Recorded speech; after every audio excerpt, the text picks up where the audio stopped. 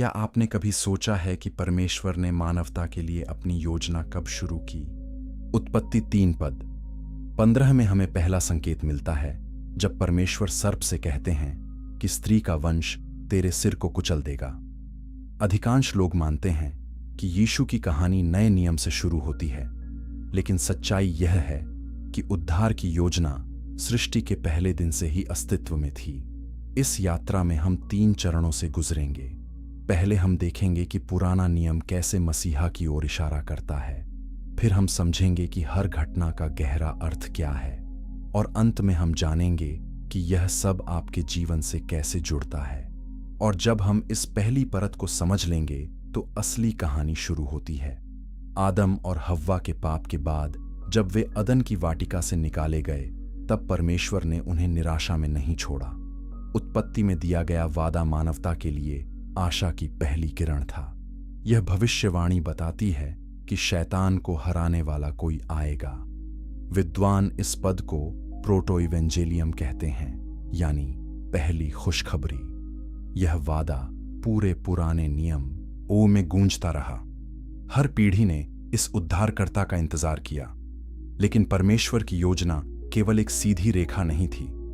यह एक जटिल कहानी थी जो धीरे धीरे प्रकट हो रही थी। जब हम नूह के जहाज की कहानी पढ़ते हैं तो हम देखते हैं कि परमेश्वर न्याय और दया दोनों के परमेश्वर हैं। जहाज उद्धार का प्रतीक बन गया। जिस तरह नूह और उसका परिवार जहाज में सुरक्षित रहा, वैसे ही विश्वासी मसीह में सुरक्षित हैं। यह विषय बार बार दोहराया जाता है। परमेश्वर अपने लोगों को बचाते हैं, लेकिन पाप का न्याय भी करते हैं। बाढ़ के बाद परमेश्वर ने नूह के साथ वाचा बांधी। यह वाचा एक नई शुरुआत का संकेत था। इंद्रधनुष परमेश्वर की वफादारी का चिन्ह बन गया। फिर इब्राहिम का समय आया। परमेश्वर ने इब्राहिम को बुलाया और उससे कहा कि तेरे वंश से सारी जातियां आशीष पाएंगी। यह वादा गहरा था। इब्राहिम को पता नहीं था कि यह वादा कैसे पूरा होगा। उसकी पत्नी सारा बांझ थी और वे दोनों बूढ़े थे, लेकिन परमेश्वर ने असंभव को संभव बना दिया। इसहाक का जन्म हुआ। यह चमत्कार विश्वास की शक्ति दिखाता है। परमेश्वर के वादे मानवीय सीमाओं से बड़े होते हैं। इब्राहिम की सबसे बड़ी परीक्षा तब आई जब परमेश्वर ने उससे कहा कि अपने इकलौते बेटे इसहाक को बलिदान करो। उत्पत्ति 22 में यह घटना विस्तार से बताई गई है। कल्पना करें इब्राहिम की मनःस्थिति।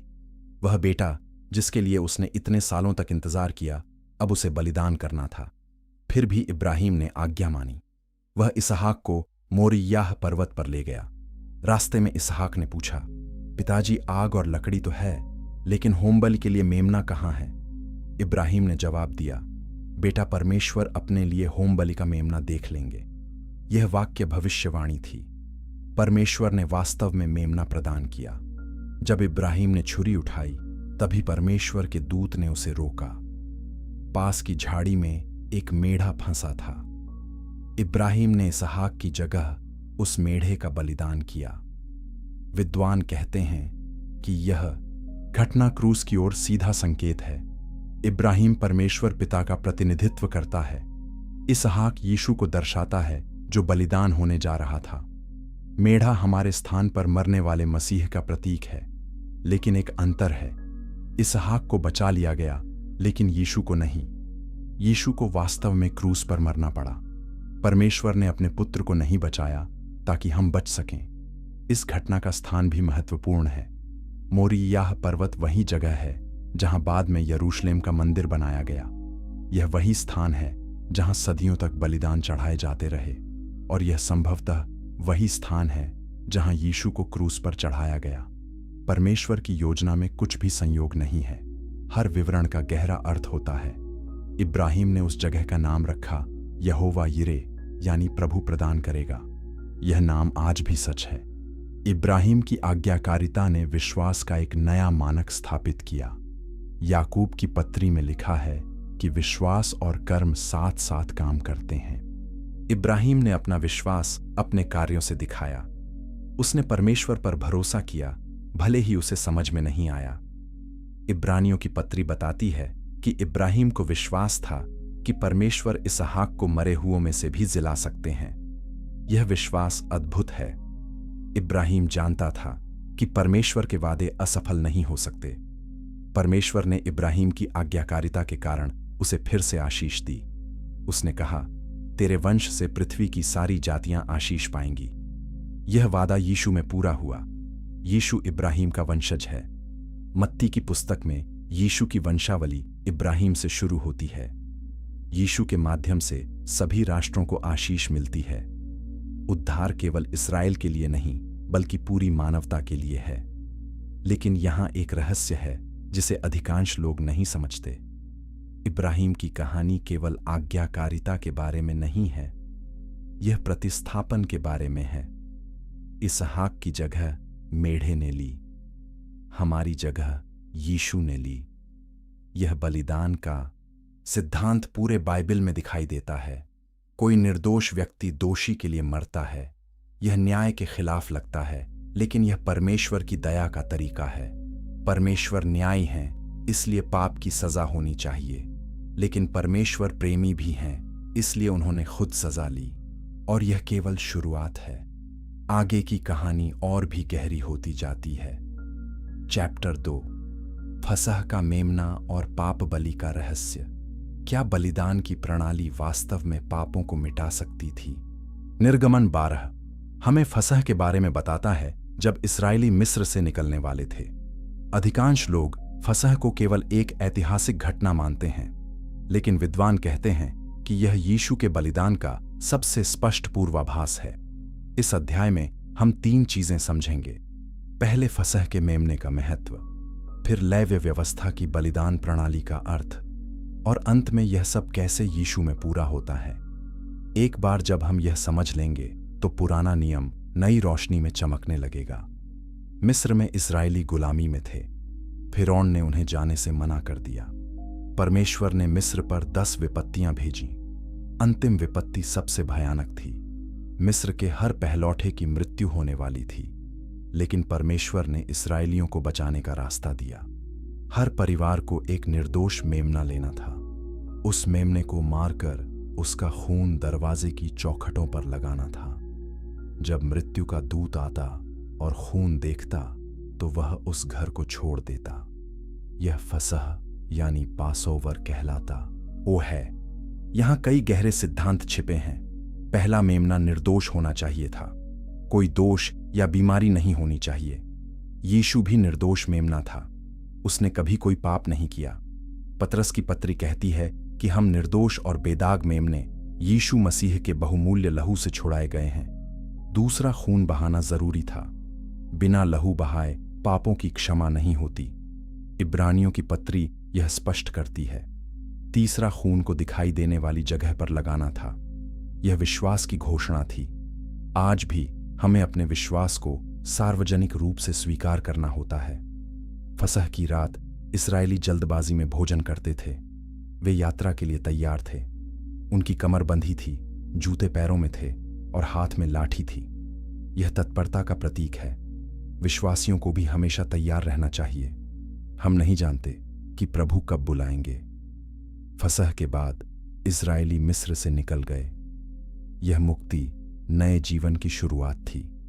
इसी तरह यीशु में विश्वास करने से हम पाप की गुलामी ऊन से मुक्त होते हैं। हमारा पुराना जीवन खत्म हो जाता है और नया जीवन शुरू होता है। लेकिन यहां एक सवाल उठता है, अगर फसह के मेमने का खून इस्राएलियों को बचा सकता था, तो क्या जानवरों का बलिदान पापों को मिटा सकता था? लेव्य व्यवस्था की पुस्तक विभिन्न प्रकार के बलिदानों का वर्णन करती है। होम बलि, अन्न बलि, मेल बलि, पाप बलि और दोष बलि। हर बलिदान का अपना उद्देश्य था। पाप बलि विशेष रूप से महत्वपूर्ण है। जब कोई व्यक्ति पाप करता तो वह एक जानवर लाता था। वह अपने हाथ जानवर के सिर पर रखता था। यह पापों के हस्तांतरण का प्रतीक था। फिर जानवर को मार दिया जाता था। पुजारी खून को वेदी पर छिड़कता था। यह प्रणाली पापों की गंभीरता को दिखाती है। पाप की मजदूरी मृत्यु है, लेकिन परमेश्वर ने प्रतिस्थापन की अनुमति दी। जानवर पापी की जगह मरता था। तो भी इब्रानियों की पत्री स्पष्ट रूप से कहती है कि बैलों और बकरों का लहू पापों को दूर नहीं कर सकता। तो फिर ये बलिदान क्यों थे? वे यीशु के बलिदान की ओर इशारा करने वाले संकेत थे। वे लोगों को सिखाते थे कि पाप के लिए मृत्यु आवश्यक है। वे आने वाले महान बलिदान की तस्वीर थे। महायाजक की भूमिका भी महत्वपूर्ण है। लेव्य व्यवस्था 16 में प्रायश्चित के दिन का वर्णन है। साल में एक बार महायाजक महापवित्र स्थान में प्रवेश करता था। वह अपने पापों के लिए और लोगों के पापों के लिए बलिदान चढ़ाता था। वह 2 बकरों को लेता था, एक को मार दिया जाता था और उसका खून महापवित्र स्थान में छिड़का जाता था। दूसरे बकरे पर महायाजक लोगों के सभी पापों को अंगीकार करता था। फिर उस बकरे को जंगल में भेज दिया जाता था। इसे अजाजेल का बकरा कहते हैं। यह पापों को दूर ले जाने का प्रतीक था। यीशु दोनों बकरों का प्रतिनिधित्व करते हैं। उनका खून बहाया गया जो पहले बकरे की तरह है, और उन्होंने हमारे पापों को दूर ले जाया जो दूसरे बकरे की तरह है। यीशु महायाजक भी हैं और बलिदान भी। इब्रानियों की पत्री इस दोहरी भूमिका को समझाती है। महायाजक हर साल बलिदान चढ़ाता था, लेकिन यीशु ने एक ही बार सदा के लिए बलिदान चढ़ाया। मनुष्य द्वारा बनाए गए तंबू में नहीं, बल्कि स्वर्ग में। जानवरों के खून से नहीं, बल्कि अपने खून से। यहां एक और रहस्य है। महायाजक को पवित्र होना चाहिए था। वह विशेष वस्त्र पहनता था। वह पवित्रीकरण की रस्में करता था, लेकिन वह भी पापी इंसान था। इसलिए उसे पहले अपने पापों के लिए बलिदान चढ़ाना पड़ता था। यीशु अलग हैं। वह पूरी तरह पवित्र हैं। उन्हें अपने लिए किसी बलिदान की जरूरत नहीं थी। वह परम महायाजक हैं जो मलिकिसेदक की रीति पर हैं। मलिकिसेदक का कोई शुरुआत या अंत नहीं था। यीशु भी अनंत महायाजक हैं। जब यीशु क्रूस पर मरे तो मंदिर का पर्दा ऊपर से नीचे तक फट गया। यह पर्दा महापवित्र स्थान को बाकी हिस्से से अलग करता था। इसका फटना दिखाता है कि अब परमेश्वर तक पहुंच खुली है। हमें किसी मानवीय महायाजक की जरूरत नहीं है। यीशु हमारा मध्यस्थ है। हम सीधे परमेश्वर के पास जा सकते हैं। यह क्रांतिकारी सच्चाई है। लेकिन फसह और प्रायश्चित के दिन के बीच एक और घटना है जिसे अक्सर नजरअंदाज किया जाता है। जंगल में जब लोग सांपों से मर रहे थे तो मूसा ने एक पीतल का सांप बनाया और उसे खंभे पर टांग दिया। जो कोई उसे देखता वह बच जाता। यीशु ने खुद इस घटना का उल्लेख किया। उन्होंने निकोदेमुस से कहा, जैसे मूसा ने जंगल में सांप को ऊंचा किया, वैसे ही मनुष्य के पुत्र को भी ऊंचा किया जाना जरूरी है। जो कोई विश्वास करे वह अनंत जीवन पाए। यीशु क्रूस पर ऊंचे किए गए। जो उन पर विश्वास करते हैं वे बच जाते हैं। तो क्या आप देख सकते हैं कि कैसे सब कुछ जुड़ता है? फसह मुक्ति की बात करता है। प्रायश्चित का दिन क्षमा की बात करता है। पीतल का सांप उद्धार की बात करता है। और सब कुछ यीशु में पूरा होता है। आगे हम देखेंगे कि भविष्यवक्ताओं ने इस मसीहा के बारे में क्या कहा। चैप्टर 3, भविष्यवक्ताओं की आवाज और मसीहा की तस्वीर। क्या भविष्यवक्ताओं को सचमुच पता था कि वे किसके बारे में लिख रहे थे? भजन 22 और यशायाह 53 मसीहा के कष्टों का इतना सटीक वर्णन देते हैं कि कुछ लोग कहते हैं ये घटनाओं के बाद लिखे गए होंगे, लेकिन ऐतिहासिक प्रमाण इस दावे का खंडन करते हैं। इस अध्याय में हम 3 बातें जानेंगे। पहले भजनों में छिपे मसीहा के चित्र, फिर यशायाह के दुखी सेवक की भविष्यवाणी, और अंत में दानियेल के दर्शन में मनुष्य के पुत्र की पहचान। जब हम इन सभी को एक साथ रखेंगे तो यीशु की तस्वीर पूरी तरह स्पष्ट हो जाएगी। भजन 22 दाऊद ने लिखा था। यह भजन गहरी पीड़ा का वर्णन करता है। यह शुरू होता है, हे मेरे परमेश्वर, तूने मुझे क्यों छोड़ दिया। ये वही शब्द हैं जो यीशु ने क्रूस पर कहे। भजन आगे कहता है, सब देखने वाले मुझे ठट्ठों में उड़ाते हैं। वे होंठ बिचकाते और सिर हिलाते हैं। ठीक यही यीशु के साथ हुआ। लोगों ने उनका मजाक उड़ाया और कहा, अगर तू परमेश्वर का पुत्र है तो क्रूस से उतर आ। भजन और अधिक विस्तृत होता है। वे मेरे हाथ पैर बींधते हैं। यह क्रूसीकरण का स्पष्ट संकेत है। याद रखें कि जब दाऊद ने यह लिखा तब क्रूस पर चढ़ाने की प्रथा यहूदियों में नहीं थी। यह रोमनों की सजा थी जो सदियों बाद आई। फिर भी भजन सटीक रूप से वर्णन करता है कि क्या होगा। वे मेरे वस्त्रों को आपस में बांटते हैं और मेरे कपड़े पर चिट्ठी डालते हैं। सुसमाचार बताते हैं कि सैनिकों ने वास्तव में यीशु के कपड़ों के लिए चिट्ठी डाली। लेकिन भजन 22 केवल कष्ट के बारे में नहीं है, यह विजय में समाप्त होता है। मैं अपने भाइयों से तेरे नाम का वर्णन करूंगा, सभा के बीच मैं तेरी स्तुति करूंगा। पृथ्वी के सब दूर दूर देश स्मरण करेंगे और यहोवा की ओर फिरेंगे। यह भविष्यवाणी है कि मसीहा का संदेश सारी दुनिया में फैलेगा, और यह हो रहा है। आज दुनिया भर में लोग यीशु की स्तुति करते हैं। भजन 2 एक और महत्वपूर्ण मसीहाई भजन है। यह परमेश्वर के अभिषिक्त राजा के बारे में बात करता है। राजा मुझसे मांग तो मैं जातियों को तेरी विरासत और पृथ्वी के दूर दूर देशों को तेरी निज भूमि कर दूंगा। यह वैश्विक राज्य का वादा है। यीशु ने कहा कि स्वर्ग और पृथ्वी का सारा अधिकार उन्हें दिया गया है। वह सभी राष्ट्रों के राजा हैं। भजन यह भी कहता है, तू मेरा पुत्र है, आज मैंने तुझे जन्माया है। परमेश्वर ने यीशु के बपतिस्मा पर यही घोषणा की। अब यशायाह 53 की ओर चलते हैं। यह अध्याय पुराने नियम के सबसे शक्तिशाली अंशों में से एक है। यह दुखी सेवक का वर्णन करता है जो लोगों के पापों को उठाता है। वह तुच्छ जाना गया और मनुष्यों का त्यागा हुआ था। वह दुख का पुरुष था और रोग से उसकी जान पहचान थी। यीशु को भी तुच्छ समझा गया। अपने ही लोगों ने उन्हें अस्वीकार कर दिया, परंतु वह हमारे ही रोगों को सह रहा था, हमारे ही दुखों को उठा रहा था। यह प्रतिस्थापन का फिर से सिद्धांत है। यशायाह आगे कहता है, वह हमारे अपराधों के कारण घायल किया गया, हमारे अधर्म के कामों के हेतु कुचला गया। हमारी ही शांति के लिए उस पर ताड़ना पड़ी और उसके कोड़े खाने से हम चंगे हुए। यह वर्णन इतना विशिष्ट है कि यह संयोग नहीं हो सकता। यीशु को कोड़े मारे गए, उन्हें घायल किया गया। यह सब हमारी शांति के लिए था। पतरस ने अपनी पत्री में इसी पद का हवाला दिया। यशायाह कहता है, हम सब भेड़ों के समान भटक गए, हम में से हर एक ने अपना अपना मार्ग लिया, और यहोवा ने हम सबों के अधर्म का दोष उसी पर रख दिया। यह सुसमाचार का सार है। हम सब पापी हैं, हम भटक गए हैं, लेकिन परमेश्वर ने हमारे पाप यीशु पर डाल दिए। यीशु ने हमारी सजा ली। वह सताया गया तो भी वह सहता रहा और अपना मुंह न खोला। जिस प्रकार भेड़वध होने के समय और भेड़ी ऊन कतरने वालों के सामने चुपचाप शांत रहती है, यीशु ने भी अपनी सुनवाई के दौरान बहुत कम बोला। वह शांत रहे जैसे मेमना। यशायाह की भविष्यवाणी मृत्यु और जी उठने की भी बात करती है। उसकी कब्र दुष्टों के संग और धनवान के संग उसकी मृत्यु में ठहराई गई।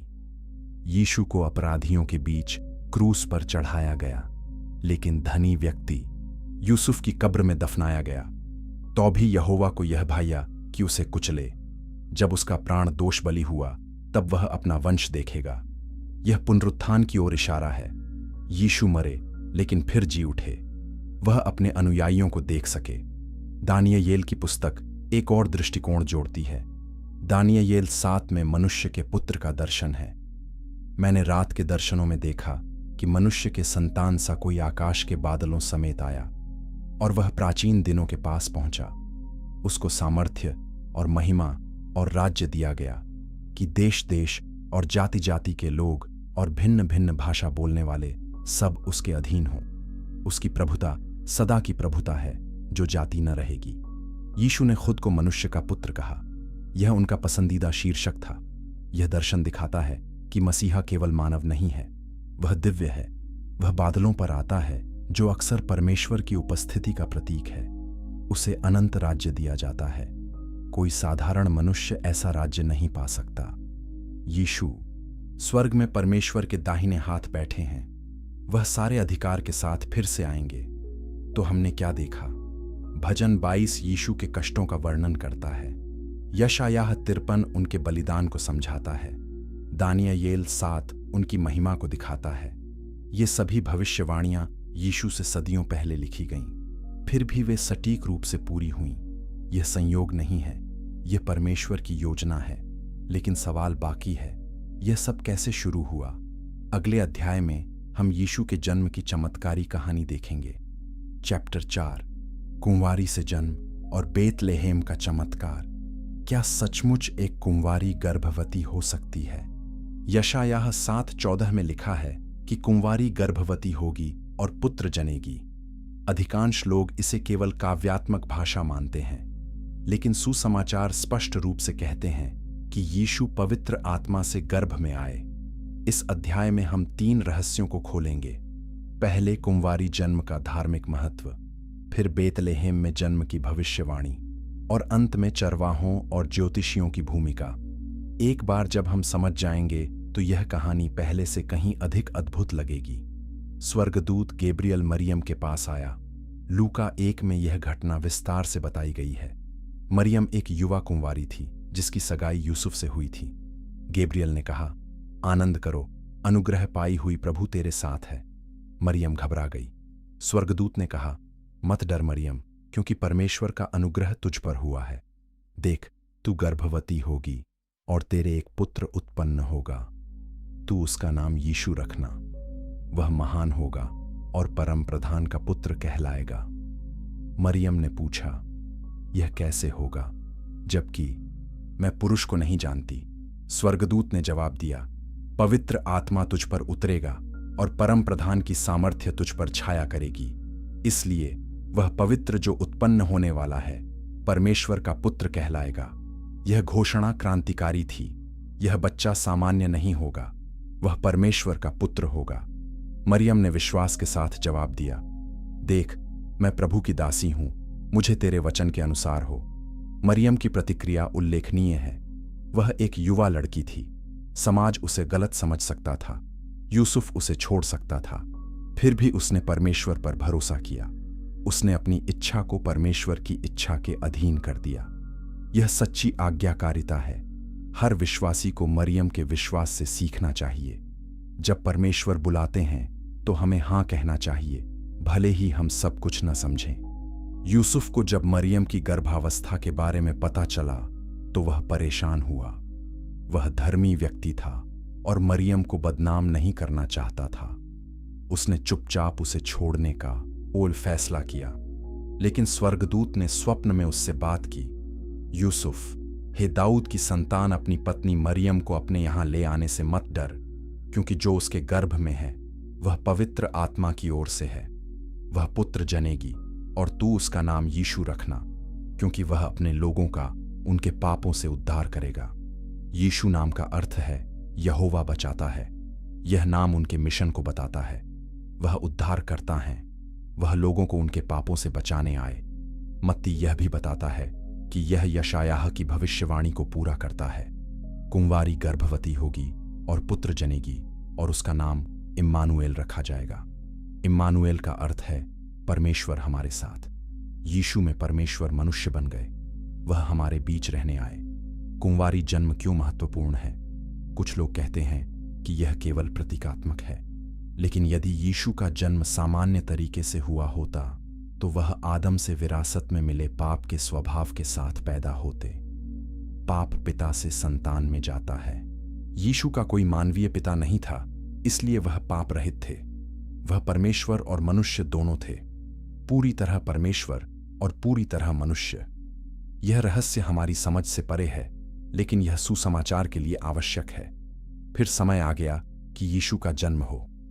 रोमी सम्राट औगुस्तुस ने आज्ञा दी कि सारे जगत में लोगों की गिनती की जाए। हर व्यक्ति को अपने पुरखों के शहर जाना था। यूसुफ दाऊद के वंश से था, इसलिए उसे बेतलेहेम जाना पड़ा। मीका 5:2 में भविष्यवाणी है कि बेतलेहेम में से मेरे लिए इस्राएल का प्रभुता करने वाला निकलेगा। परमेश्वर ने एक रोमी सम्राट की आज्ञा का उपयोग अपनी भविष्यवाणी पूरी करने के लिए किया। परमेश्वर इतिहास के नियंत्रक हैं। जब वे बेतलेहेम पहुंचे तो सराय में जगह नहीं थी। मरियम ने एक चरनी में यीशु को जन्म दिया। सृष्टि के राजा का जन्म इतनी विनम्रता में हुआ। कोई महल नहीं, कोई राजसी जुलूस नहीं, केवल एक साधारण चरनी। यह दिखाता है कि यीशु दीनों और विनम्रों के लिए आए। वह अमीरों और शक्तिशालियों के लिए नहीं, बल्कि सभी के लिए आए जो उन्हें ग्रहण करते हैं। उसी रात आसपास के मैदान में चरवाहे अपनी भेड़ों की रखवाली कर रहे थे। प्रभु का एक दूत उनके पास आया और प्रभु का तेज उनके चारों ओर चमका। वे बहुत डर गए। स्वर्गदूत ने कहा, मत डरो, क्योंकि देखो, मैं तुम्हें बड़े आनंद का सुसमाचार सुनाता हूं जो सब लोगों के लिए होगा। आज दाऊद के नगर में तुम्हारे लिए एक उद्धारकर्ता जन्मा है, और यही मसीह प्रभु है। फिर स्वर्गदूतों की एक सेना प्रकट हुई जो परमेश्वर की स्तुति कर रही थी। चरवाहे सामाजिक रूप से निचले वर्ग के थे, फिर भी परमेश्वर ने उन्हें सबसे पहले यह खुशखबरी दी। यह दिखाता है कि परमेश्वर का राज्य उल्टा है। जिन्हें दुनिया तुच्छ समझती है, उन्हें परमेश्वर सम्मानित करते हैं। चरवाहे जल्दी से बेतलहम गए और बच्चे को देखा। फिर वे वापस गए और सबको बताया कि उन्होंने क्या देखा। वे पहले प्रचारक थे, पूर्व से ज्योतिषी भी आए। मत्ती 2 में उनकी कहानी है। उन्होंने यहूदियों के राजा का तारा देखा था। वे उसकी आराधना करने आए थे। ये ज्योतिषी संभवतः फारस से थे। वे यहूदी नहीं थे, फिर भी उन्होंने यीशु को पहचाना। यह दिखाता है कि यीशु का संदेश केवल यहूदियों के लिए नहीं है, वह पूरी दुनिया के लिए है। ज्योतिषियों ने सोना, लोबान और गंधरस चढ़ाया। ये उपहार प्रतीकात्मक थे। सोना राजा के लिए, लोबान याजक के लिए, गंधरस मृत्यु के लिए। लेकिन उनके आने से एक समस्या हुई। राजा हेरोदेस को जब पता चला कि एक नया राजा पैदा हुआ है, तो वह घबरा गया। उसने बेतलहम के सभी 2 साल से कम उम्र के बच्चों को मारने का आदेश दिया। यह भयानक नरसंहार था, लेकिन परमेश्वर ने यूसुफ को चेतावनी दी। उन्होंने यीशु को लेकर मिस्र भागे। यह होशे 11:1 की भविष्यवाणी पूरी करता है। मैंने अपने पुत्र को मिस्र से बुलाया। मिस्र जो कभी गुलामी का स्थान था, अब शरण स्थली बन गया। हेरोदेस की मृत्यु के बाद यूसुफ परिवार को वापस ले आया। वे नासरत में और बस गए। यीशु नासरी कहलाए। यह भी भविष्यवाणी पूरी करता है। तो हमने देखा कि यीशु का जन्म कैसे सैकड़ों वर्षों पुरानी भविष्यवाणियों को पूरा करता है। लेकिन उनकी सेवकाई कब शुरू हुई? आगे हम उनके बपतिस्मा और परीक्षा के बारे में जानेंगे। चैप्टर 5, यीशु की सेवकाई की शुरुआत और परीक्षा। क्या यीशु को वास्तव में बपतिस्मा लेने की जरूरत थी अगर वह पाप रहित थे? यूहन्ना बपतिस्मा देने वाला यरदन नदी में लोगों को मन फिराव का बपतिस्मा दे रहा था। अधिकांश लोग मानते हैं कि बपतिस्मा पापों की क्षमा के लिए है, लेकिन यीशु ने कभी पाप नहीं किया, तो उन्होंने बपतिस्मा क्यों लिया? इस अध्याय में हम 3 महत्वपूर्ण घटनाओं को देखेंगे। पहले यीशु का बपतिस्मा और त्रेकता का प्रकटीकरण, फिर जंगल में 40 दिन की परीक्षा, और अंत में सेवकाई के पहले संदेश का अर्थ। जब हम इन्हें समझ लेंगे तो हम जानेंगे कि यीशु ने अपना मिशन कैसे शुरू किया। यूहन्ना यरदन नदी के किनारे प्रचार कर रहा था। वह चिल्लाकर कहता था, मन फिराओ, क्योंकि स्वर्ग का राज्य निकट आ गया है। लोग अपने पापों को स्वीकार करते और बपतिस्मा लेते थे। यूहन्ना कहता था, मैं तो तुम्हें पानी से बपतिस्मा देता हूं, लेकिन जो मेरे बाद आने वाला है वह मुझसे शक्तिशाली है। वह तुम्हें पवित्र आत्मा और आग से बपतिस्मा देगा। यूहन्ना जानता था कि वह केवल राह तैयार कर रहा है। असली मसीहा आने वाला वो था। एक दिन यीशु यूहन्ना के पास आए। उन्होंने कहा, मुझे बपतिस्मा दो। यूहन्ना ने रोकने की कोशिश की। उसने कहा, मुझे तेरे हाथ से बपतिस्मा लेने की जरूरत है और तू मेरे पास आया है। लेकिन यीशु ने जवाब दिया, अब तो होने ही दे, क्योंकि हमें इसी रीति से सब धार्मिकता को पूरा करना उचित है। यूहन्ना ने मान लिया। मत्ती 3 में यह घटना बताई गई है। जब यीशु पानी से निकलकर प्रार्थना कर रहे थे तो आकाश खुल गया। पवित्र आत्मा कबूतर की तरह उन पर उतरा और स्वर्ग से आवाज आई, यह मेरा प्रिय पुत्र है जिससे मैं अति प्रसन्न हूं। यह क्षण अद्भुत था। पिता, पुत्र और पवित्र आत्मा तीनों एक साथ प्रकट हुए। यह त्रिएकता का स्पष्ट प्रकटीकरण है। परमेश्वर एक हैं, लेकिन 3 व्यक्तित्वों में मौजूद हैं। यह रहस्य हमारी समझ से परे है, लेकिन बाइबल इसे स्पष्ट रूप से सिखाती है। यीशु ने बपतिस्मा क्यों लिया? पहला, वह हमारे लिए उदाहरण स्थापित कर रहे थे। विश्वासियों को भी बपतिस्मा लेना चाहिए। यह आज्ञाकारिता और समर्पण का प्रतीक है। दूसरा, यीशु खुद को मानवता के साथ जोड़ रहे थे। हालांकि वह पाप रहित थे, फिर भी वह पापियों की पहचान में खड़े हुए। तीसरा, यह उनकी सेवकाई की आधिकारिक शुरुआत थी। पवित्र आत्मा का उतरना अभिषेक था। अब वह सार्वजनिक सेवकाई के लिए तैयार थे। बपतिस्मा के तुरंत बाद पवित्र आत्मा यीशु को जंगल में ले गया। वहां उन्होंने 40 दिन और 40 रात उपवास किया। मत्ती 4 में यह परीक्षा विस्तार से बताई गई है। 40 दिन का महत्व है। मूसा 40 दिन पर्वत पर रहे थे। एलियाह ने 40 दिन यात्रा की थी। इज़राइल 40 साल जंगल में रहा। यीशु इज़राइल की असफलताओं को सुधार रहे थे। जहां इज़राइल ने परीक्षा में असफल रहा, वहां यीशु सफल हुए। 40 दिन के बाद यीशु भूखे थे। तब शैतान उनके पास आया। पहली परीक्षा भोजन की थी। शैतान ने कहा, यदि तू परमेश्वर का पुत्र है तो इन पत्थरों से कह दे कि रोटियां बन जाएं। यह परीक्षा चतुराई भरी थी। यीशु के पास शक्ति और थी। वह भूखे थे, लेकिन ऐसा करना अपनी शक्ति का दुरुपयोग होता। यीशु ने व्यवस्था विवरण 8:3 से उत्तर दिया, मनुष्य केवल रोटी से नहीं परंतु हर एक वचन से जो परमेश्वर के मुख से निकलता है जीवित रहेगा। दूसरी परीक्षा घमंड की थी। शैतान यीशु को मंदिर के शिखर पर ले गया। उसने कहा, यदि तू परमेश्वर का पुत्र है तो अपने आप को नीचे गिरा दे, क्योंकि लिखा है कि वह अपने स्वर्गदूतों को तेरे विषय में आज्ञा देगा। यहां शैतान ने भी शास्त्र का उपयोग किया, लेकिन गलत तरीके से।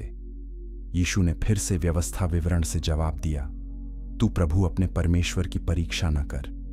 यीशु ने परमेश्वर को साबित करने के जाल में नहीं फंसे। तीसरी परीक्षा शक्ति की थी। शैतान यीशु को एक बहुत ऊंचे पर्वत पर ले गया। उसने दुनिया के सभी राज्यों को दिखाया। उसने कहा, यदि तू गिरकर मुझे प्रणाम करे तो मैं यह सब तुझे दे दूंगा। यह सबसे बड़ा झूठ था। शैतान के पास यह राज्य देने का अधिकार नहीं था, लेकिन वह यीशु को क्रूस आग से बचने का शॉर्टकट दे रहा था। यीशु ने कड़ाई से जवाब दिया, हे शैतान, दूर हो जा, क्योंकि लिखा है, तू प्रभु अपने परमेश्वर को प्रणाम कर और केवल उसी की उपासना कर। शैतान चला गया। यीशु और आदम के बीच तुलना देखें। आदम को अदन की वाटिका में परखा गया, जहां सब कुछ परिपूर्ण था। यीशु को जंगल में परखा गया, जहां कुछ भी नहीं था। आदम असफल रहा और पाप ने दुनिया में प्रवेश किया। यीशु सफल हुए और उद्धार का रास्ता खोला। रोमियो 5 में पौलुस इस तुलना को विस्तार से समझाता है। यीशु दूसरे आदम हैं, जो पहले आदम की असफलता को सुधारते हैं। परीक्षा के बाद स्वर्गदूत आए और यीशु की सेवा की। यीशु परमेश्वर होते हुए भी मनुष्य थे। उन्हें शारीरिक जरूरतें थीं। वह थक जाते थे, भूखे होते थे, लेकिन उन्होंने कभी पाप नहीं किया। इब्रानियों की पत्री कहती है कि हमारा महायाजक ऐसा नहीं जो हमारी निर्बलताओं में हमारे साथ दुखी न हो सके, वरन वह सब बातों में हमारे समान परखा तो गया, तो भी निष्पाप और निकला। फिर यीशु ने अपना सार्वजनिक संदेश देना शुरू किया। मरकुस 1:15 में उनका पहला संदेश दर्ज है, समय पूरा हुआ है और परमेश्वर का राज्य निकट आ गया है। मन फिराओ और सुसमाचार पर विश्वास करो। यह संदेश सरल लेकिन गहरा है। मन फिराने का मतलब है दिशा बदलना, पाप से मुड़कर परमेश्वर की ओर आना। परमेश्वर का राज्य आ गया है, लेकिन यह अभी भी पूरी तरह से प्रकट नहीं हुआ है। यह ऑलरेडी बट नॉट येट की स्थिति है। राज्य यीशु में शुरू हुआ, लेकिन इसकी परिपूर्णता अभी आनी बाकी है। लेकिन क्या सिर्फ संदेश सुनना काफी है? यीशु ने कहा कि वह चेलों को बुलाएंगे। अगले अध्याय में हम देखेंगे कि उन्होंने किसे चुना और क्यों। चैप्टर 6, शिष्यों का बुलावा और पहला चमत्कार। क्या यीशु ने सबसे योग्य लोगों को चुना या सबसे साधारण लोगों को? गलील की झील के किनारे यीशु ने 4 मछुआरों को बुलाया। ये लोग धार्मिक नेता नहीं थे, न ही उच्च शिक्षित थे। अधिकांश लोग सोचते हैं कि महान काम के लिए असाधारण लोग चाहिए, लेकिन यीशु ने साधारण लोगों को चुना और उन्हें असाधारण बना दिया। इस अध्याय में हम 3 बातें समझेंगे। पहले, शिष्यों के बुलावे का तरीका, फिर काना में पहला चमत्कार, और अंत में यह सब हमें क्या सिखाता है। जब हम इसे समझ लेंगे तो हम जानेंगे कि परमेश्वर कैसे काम करते हैं। यीशु गलील की झील के किनारे चल रहे थे। उन्होंने शमौन और अंद्रयास को देखा जो जाल डाल रहे थे। यीशु ने उनसे कहा, मेरे पीछे चलो तो मैं तुम्हें मनुष्यों के पकड़ने वाले बनाऊंगा। मरकुस 1:17 में यह घटना है। वे तुरंत जाल छोड़कर उनके पीछे हो लिए। कोई लंबी सोच विचार नहीं, कोई शर्तें नहीं, तुरंत आज्ञाकारिता। यह विश्वास का एक अद्भुत उदाहरण है। थोड़ा आगे जाकर यीशु ने याकूब और यूहन्ना को देखा। वे अपने पिता जब्दी के साथ नाव में जाल सुधार रहे थे। यीशु ने उन्हें भी बुलाया। वे भी तुरंत अपने पिता और नाव को छोड़कर यीशु के पीछे चल दिए। इन 4 लोगों ने सब कुछ त्याग दिया, अपना व्यवसाय, अपनी सुरक्षा, अपना भविष्य। उन्होंने केवल यीशु के वचन पर भरोसा किया। यह बुलावा केवल नौकरी का प्रस्ताव नहीं था, यह जीवन बदलने वाला निमंत्रण था। यीशु ने 12 शिष्यों को चुना। प्रत्येक अलग पृष्ठभूमि से था। मत्ती एक कर वसूलने वाला था जिसे यहूदी देशद्रोही मानते थे। शमौन कनानी एक राष्ट्रवादी था। ये दोनों स्वाभाविक रूप से दुश्मन होने चाहिए थे, लेकिन यीशु में वे भाई बन गए। यह दिखाता है कि सुसमाचार सभी बाधाओं को तोड़ देता है। जाति, वर्ग, राजनीति, सब कुछ यीशु में एक हो जाता है। यीशु ने इन 12 को क्यों चुना? लूका 6:12 बताता है कि यीशु ने रात भर प्रार्थना की, फिर सुबह उन्होंने 12 को बुलाया। यह निर्णय सोच समझकर लिया गया था। ये 12 प्रेरित कहलाए। प्रेरित का मतलब है भेजा हुआ। उनका काम यीशु के संदेश को ओल फैलाना था। वे गवाह बनने थे। 12 की संख्या भी महत्वपूर्ण है। इस्राएल के 12 गोत्र थे। ये 12 शिष्य नए इस्राएल यानी कलीसिया की नींव थे। फिर एक शादी हुई गलील के काना नामक गांव में। यीशु उनकी मां और शिष्यों के साथ वहां थे। यूहन्ना 2 में यह पहला चमत्कार बताया गया है। दावत के बीच में दाखरस खत्म हो गया। यह मेजबान के लिए बहुत शर्मनाक स्थिति थी। मरियम ने यीशु से कहा, उनके पास दाखरस नहीं है। यीशु ने जवाब दिया, हे नारी, मुझे तुझसे क्या काम, अभी मेरा समय नहीं आया। लेकिन मरियम को विश्वास था। उसने सेवकों से कहा, जो कुछ वह तुमसे कहे वही करना। वहां पत्थर के 6 मटके रखे थे जो यहूदियों के शुद्धिकरण के लिए इस्तेमाल होते थे। यीशु ने कहा, मटकों को पानी से भर दो। सेवकों ने उन्हें मुंह तक भर दिया। फिर यीशु ने कहा, अब निकालकर भोज के प्रधान के पास ले जाओ। जब प्रधान ने चखा तो वह पानी दाखरस बन चुका था और वह उत्तम दाखरस था। भोज के प्रधान ने दूल्हे को बुलाया और कहा, हर कोई पहले अच्छा दाखरस देता है और जब लोग पी चुकते हैं तब मध्यम, परंतु तूने अच्छे दाखरस को अब तक रख छोड़ा है। यह चमत्कार कई तरह से महत्वपूर्ण है। पहला, यह यीशु का पहला चिन्ह था। यूहन्ना चमत्कारों को चिन्ह कहता है क्योंकि वे गहरी सच्चाइयों की ओर इशारा करते हैं। दूसरा, यह परिवर्तन की शक्ति दिखाता है। यीशु साधारण पानी को उत्तम दाखरस में बदल सकते हैं। वह हमारे साधारण जीवन को भी बदल सकते हैं। तीसरा, यह पुरानी व्यवस्था के अंत का प्रतीक है। शुद्धिकरण के मटके पुरानी व्यवस्था को दर्शाते हैं। यीशु उस पानी को दाखरस में बदलते हैं जो नई वाचा का प्रतीक है। यूहन्ना कहता है कि इस चिन्ह से यीशु ने अपनी महिमा प्रकट की और उनके शिष्यों ने उन पर विश्वास किया। चमत्कार विश्वास को मजबूत करते हैं। लेकिन यीशु ने बाद में कहा, धन्य हैं वे जो बिना देखे विश्वास करते हैं। हमें चमत्कारों की जरूरत नहीं होनी चाहिए ताकि हम विश्वास करें। परमेश्वर का वचन पर्याप्त है।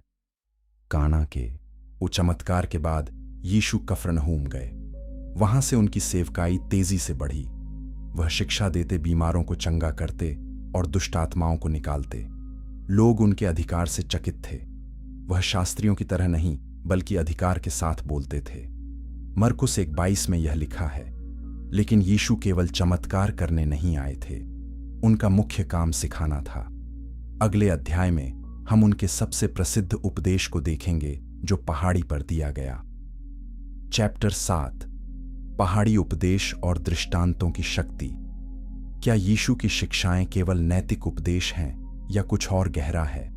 मत्ती 5 से 7 में पहाड़ी उपदेश दर्ज है, जिसे कई लोग इतिहास का सबसे महान उपदेश मानते हैं। अधिकांश लोग सोचते हैं कि यीशु केवल अच्छे व्यवहार की बात कर रहे थे, लेकिन वास्तव में वह परमेश्वर के राज्य की क्रांतिकारी संस्कृति प्रस्तुत कर रहे थे। इस अध्याय में हम 3 चीजें समझेंगे। पहले धन्य वचन और उनका अर्थ, फिर व्यवस्था के प्रति यीशु का दृष्टिकोण, और अंत में दृष्टांतों की शक्ति।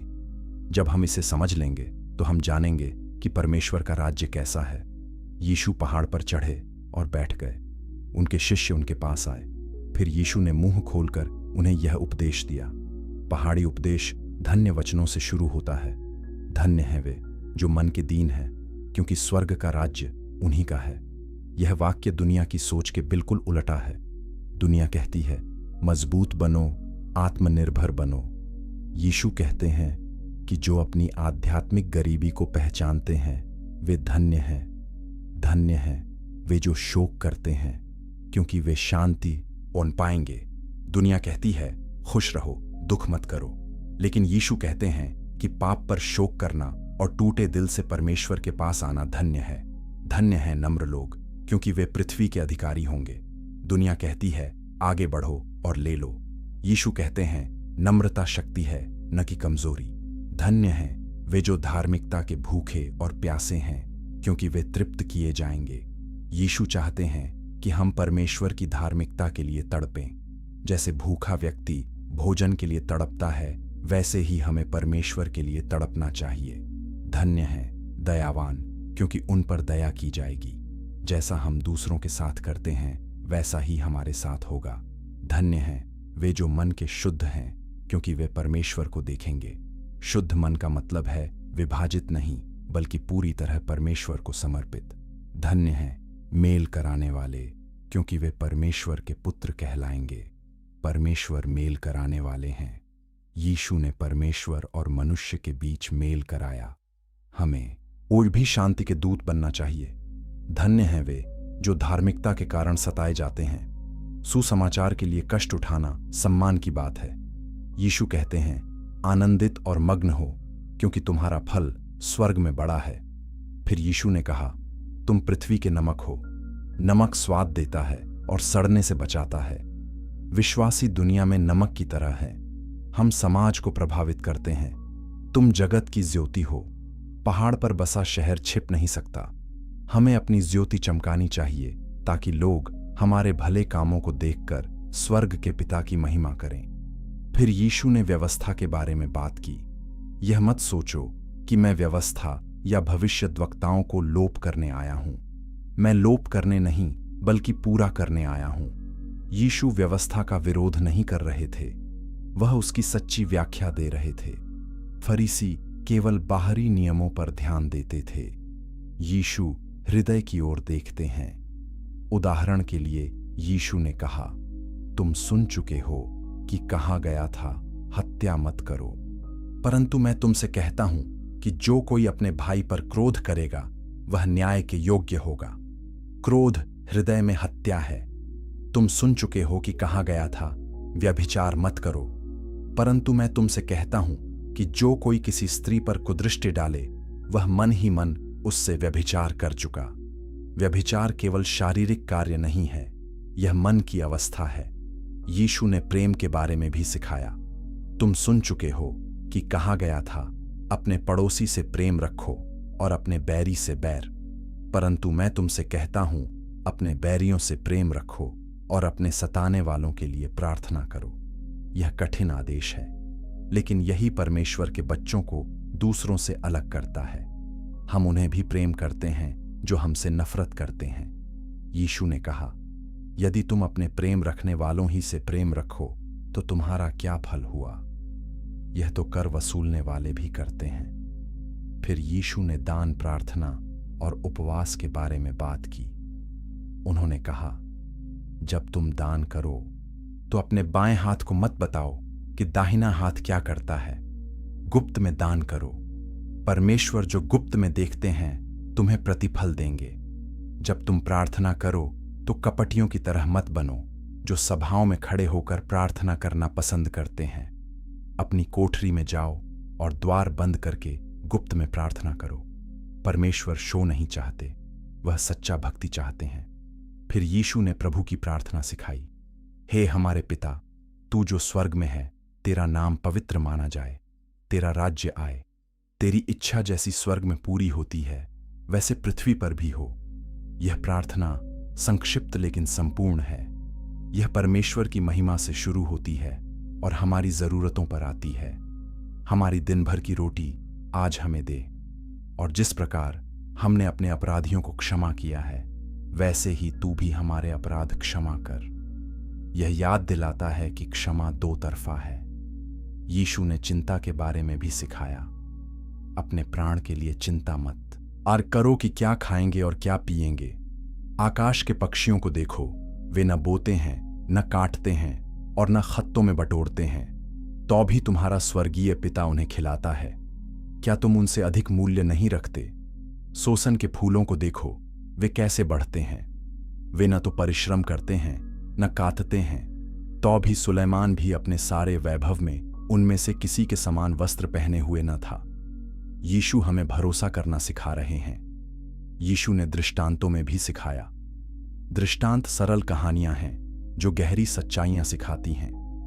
बीज बोने वाले का दृष्टांत दिखाता है कि लोग परमेश्वर के वचन पर अलग अलग तरीके से प्रतिक्रिया देते हैं। खोए हुए भेड़ का दृष्टांत परमेश्वर के प्रेम को दिखाता है जो हर खोए हुए व्यक्ति को ढूंढता है। उड़ाऊ पुत्र का दृष्टांत पश्चाताप और क्षमा की शक्ति दिखाता है। लेकिन यीशु ने क्यों दृष्टांतों में सिखाया? एक कारण यह है कि दृष्टांत याद रखने में आसान होते हैं। दूसरा, वे अन्य सुनने वालों को सोचने के लिए मजबूर करते हैं। तीसरा, वे उन लोगों के लिए रहस्य बने रहते हैं जो सच्चाई नहीं चाहते। जिनके पास कान हैं वे सुने। अगले अध्याय में हम यीशु के चमत्कारों को और गहराई से देखेंगे।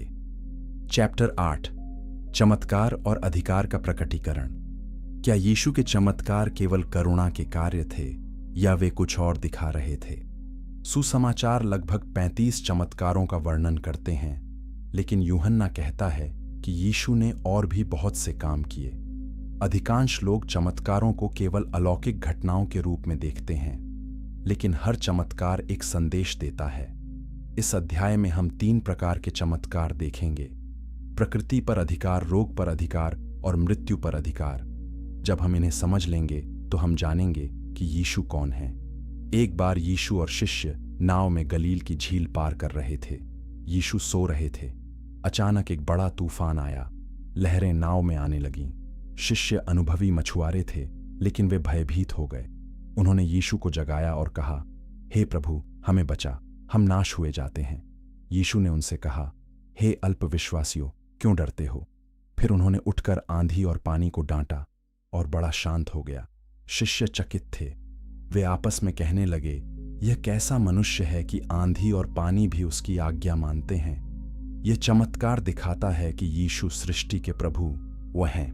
भजन 107 में लिखा है कि यहोवा तूफान को शांत करते हैं। यीशु वही काम कर रहे हैं जो केवल परमेश्वर कर सकते हैं। यह उनकी दिव्यता का प्रमाण है। एक और अवसर पर 5000 लोग यीशु का उपदेश सुनने के लिए एकत्र हुए थे। शाम हो गई और लोग भूखे थे।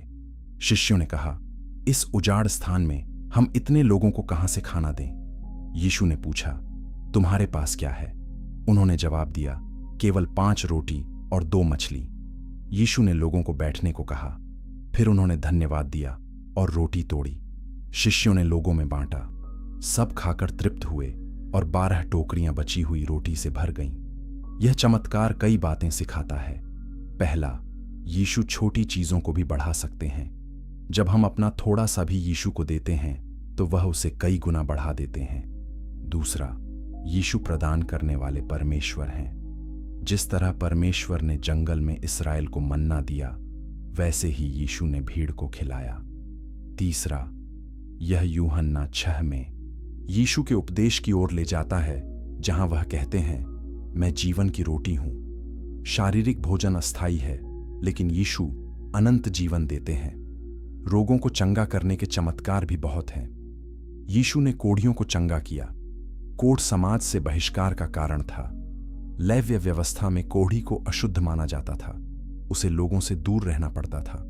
एक कोढ़ी यीशु के पास आया और बोला, यदि तू चाहे तो मुझे शुद्ध कर सकता है। यीशु ने उसे छुआ। यह क्रांतिकारी था, क्योंकि कोढ़ी को छूना अशुद्ध होना था। लेकिन जब यीशु ने छुआ तो कोढ़ी चंगा हो गया।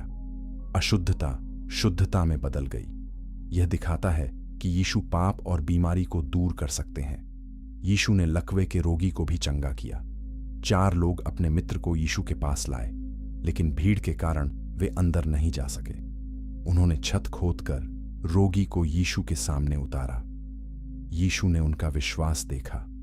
उन्होंने रोगी से कहा, हे पुत्र, तेरे पाप क्षमा हुए।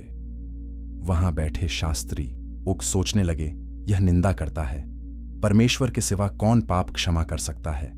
यीशु ने उनके विचार जान लिए। उन्होंने कहा, क्या आसान है यह कहना कि तेरे पाप क्षमा हुए, या यह कहना कि उठ और चल? लेकिन इसलिए कि तुम जानो कि मनुष्य के पुत्र को पृथ्वी पर पाप क्षमा करने का अधिकार है।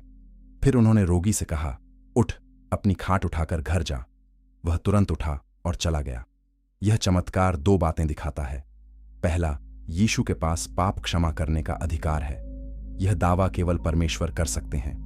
दूसरा, शारीरिक चंगाई आध्यात्मिक चंगाई से जुड़ी है। यीशु पूरे व्यक्ति को चंगा करते हैं। मृत्यु पर अधिकार सबसे शक्तिशाली चमत्कार है। याईर की बेटी मर गई थी। याईर एक सभास्थल का सरदार था। वह यीशु के पास आया और गिरकर विनती की कि मेरी बेटी को छूकर चंगा कर दो। यीशु उसके साथ गए। रास्ते में खबर आई कि लड़की मर चुकी है। यीशु ने कहा, मत डर, केवल विश्वास रख। जब वे घर पहुंचे तो लोग रो रहे थे। यीशु ने कहा, रो मत, वह मरी नहीं बल्कि सो रही है। लोगों ने उनका मजाक उड़ाया, लेकिन यीशु ने लड़की का हाथ पकड़ा और कहा, हे बालिके, उठ। उसकी आत्मा लौट आई और वह तुरंत उठ बैठी। सबसे प्रसिद्ध पुनरुत्थान लाजर का है। लाजर यीशु का मित्र था। वह बीमार था। उसकी बहनों मार्था और मरियम ने यीशु को संदेश भेजा, लेकिन यीशु 2 दिन और रुके। जब वे पहुंचे तो लाजर मर चुका था और 4 दिन हो गए थे। मार्था ने कहा, हे प्रभु, यदि तू यहां होता तो मेरा भाई न मरता। यीशु ने कहा, तेरा भाई जी उठेगा।